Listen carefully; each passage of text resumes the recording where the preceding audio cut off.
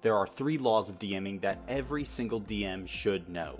In this video, we're going to talk about those 3 laws and how they impact your D&D games. The first law is Ricardos Law. And what Ricardos Law states is that an NPC that has a weird voice, a memorable name, and helps the party will become beloved. This is the scientific formula for how to get a party to love one of your NPCs. It just hits all the parts in our lizard brains to make us love a character. And I'm not really sure how Ricardos Law got the name. I'm guessing from an NPC named Ricardo, but I've just used this terminology through the years. So like if I wanted to make a really beloved NPC, I would just take a kobold, make him sound like Guilford Godfrey, I'd give him a stupid name like Milk, and I'd have him bring the party, I don't know, like magical item ingredients or things like that. Maybe he fixes up or upgrades their weapons. And just like that, a kobold named Milk with the voice of Gilbert Godfrey is going to become an NPC that the party will go back to over the course of their adventure.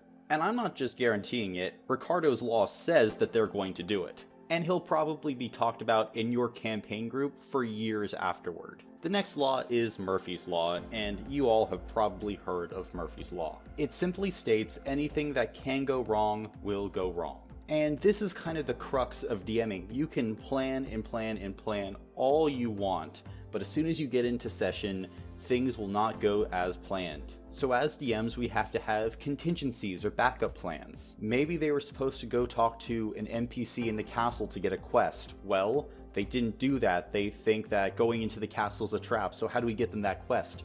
Maybe there is a wandering bard that tells them about the quest in the tavern. Maybe it is a sandbox and they go off to a place that you weren't expecting them to go to. You don't have any content prepared for that town today, but the session is still going to keep going on for 20 minutes. Well, if you're a DM and you're following Murphy's Law, always keep like an encounter just in your back pocket to throw at the party in case you don't have anything else planned. It will buy time until sessions end. Essentially, Murphy's Law boils down to you knowing that what you have planned on paper is not going to be the final session. The final session is whatever happens in game, and you have to be okay with throwing out that preparation.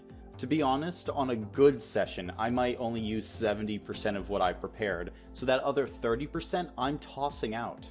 But that's part of being a DM. And now we move to the final law, and this is one that I've created myself over the years. I've told basically nobody about it, but I call this law Jamie's Law. What does Jamie's Law say? Well, it says, players will take actions that go against their best interest, thinking it is in their interest.